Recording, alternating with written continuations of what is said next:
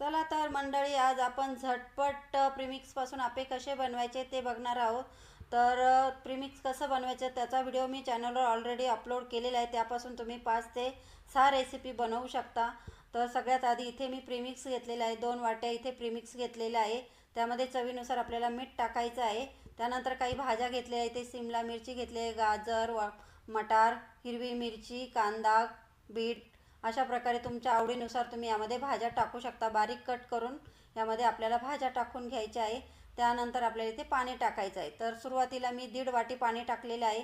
तर पाणी एकदम टाकायचं नाही, हळूहळू पाणी आपल्याला यामध्ये टाकायचं आहे. जास्त जर टाकलं तर पातळ होईल, पण कमी जर टाकलं तर तुम्ही वरतून पाणी टाकू शकता. म्हणून अशा पद्धतीने आपल्याला थोडं थोडं करून पाणी टाकायचं आहे. तर 2.5 वाट्या, इथे 2 वाट्यासाठी 2.5 वाट्या पाणी लागलेलं आहे. तर इथे आपे पात्राला आपल्याला तेल किंवा तूप लावून घ्यायचं आणि त्यामध्ये आपल्याला हे मिश्रण टाकून घ्यायचं आहे. तर हे आपे पात्र मी ऑनलाईन मागवलेलं आहे, तुम्ही पण मागवू शकता. तर मी चॅनलच्या खाली टॅग करणार आहे, तिथे जाऊन तुम्ही क्लिक करा, तुम्हाला हे आपे पात्र मिळून जाईल.